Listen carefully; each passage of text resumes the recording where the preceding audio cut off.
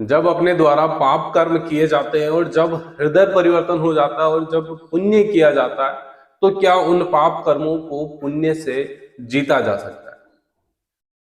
आदिशक्ति वेद माता के चरणों में शत नमन करते हुए परम पूज्य गुरुवर के चरणों में शत नमन। आज ऐसा ही वृत्तांत में लेके आया हूं जिसमें युग ऋषि पंडित श्री रामाचार्य ने अपने एक अनुयायी को कैसे मार्गदर्शन दिया, आइए जानते हैं। नमस्कार, मैं अजय पंडित आप सभी का गुरु ज्ञान उपदेश यूट्यूब चैनल पर स्वागत करता हूं। एक समय की बात है जब गुरुजी संध्या वंदन कर रहे थे और संध्या वंदन के बाद उनके एक अनुयायी उनके पास आए और उन अनुयायी ने गुरुजी से एक बड़ा ही रोचक प्रश्न पूछा कि गुरुजी, यदि मेरे द्वारा कोई पाप कर्म किए गए हैं और अब जब मेरा हृदय परिवर्तन हो गया और जब मैं पुण्य कर्म कर रहा हूं, तो क्या मेरा जीवन सफल हो सकता है? तब गुरुजी ने बहुत ही रोचक प्रसंग बताया। वही प्रसंग मैं आपको बताने जा रहा हूं। मित्रों, गुरुजी ने कहा कि एक समय की बात है, एक गांव में एक बहलिया रहा करता था।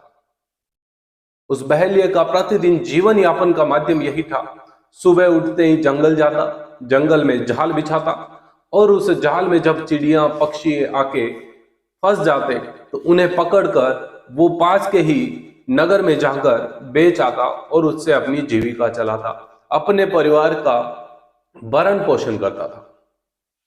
कुछ समय यही नियमित चलता रहा। एक दिन सुबह सवेरे जब बहलिया जंगल गया और जाल बिछाकर दूर जाकर कहीं बैठ गया, काफी वक्त गुजर गया। उस वक्त के बाद जब बहलिया ने आकर देखा तो उस जाल में केवल एक टिटहरी फंसी हुई थी।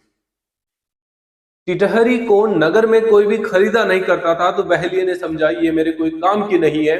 उस वजह से बहलिया ने उस टिटहरी को जाल से निकालकर छोड़ दिया, पुनः अपना जाल बिछाया। जब कुछ समय बाद बहलिया ने फिर से देखा तो आश्चर्यचकित रह गया कि टिटहरी क्यों वापस इसी जाल में आकर फंस गई। आज तक ऐसा कभी नहीं हुआ, यदि कोई पक्षी जाल में आकर फंस गया और उसे छोड़ दिया जाता है तो वो पुनः आकर नहीं देखता कि मैं वापस इस रास्ते पे जाऊं। बहलिया को बड़ा आश्चर्य हुआ। बहलिया सोचने लगा कि इसका कारण क्या है, और कुछ ही समय में उसे ऊपर मंडराते हुए एक बाज दिखा और बहलिया पूरा वृतांत समझ गया। तो बहलिया ने उस टिटहरी को जाल में से निकालकर अपने साथ लेकर जंगल में कुछ दूरी पर ले जाकर छोड़ दिया, जहां पर बाज की नजर ना पड़े, और पुनः अपने घर को लौट आया।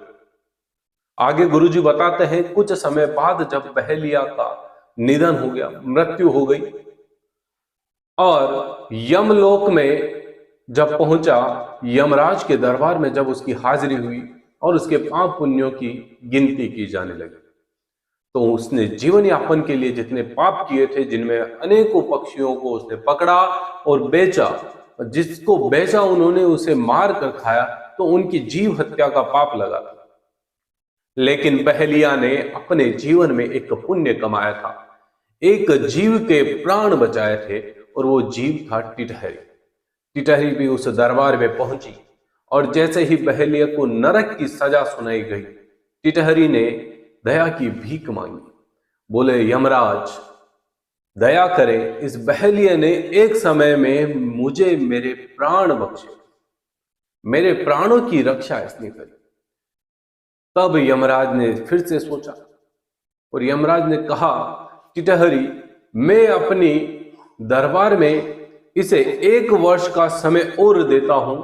इस 1 वर्ष में जो ये कर्म करेगा, उसी कर्म को आधार मानकर मैं इसे स्वर्ग या नरक भेजूंगा। यह घटनाक्रम जब चल रहा था, बहलिया सब कुछ खड़े खड़े देख रहा था। इधर बहलिया के परिवार वाले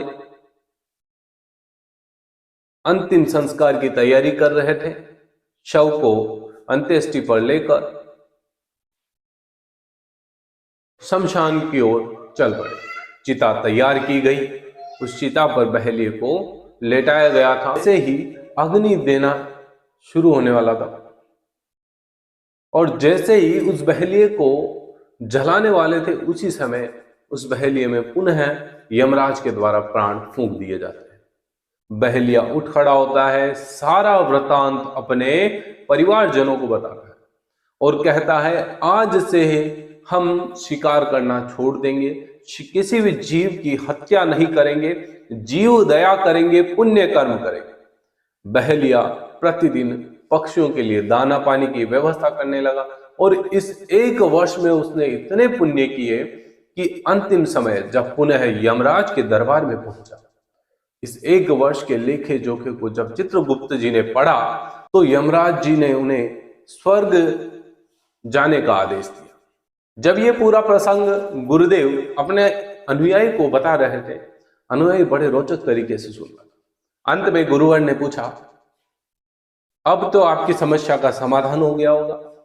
अनुयायी ने गुरुवर के चरणों में प्रणाम करते हुए कहा, गुरुवर, आपने मेरी सारी उलझनें मिटा दी।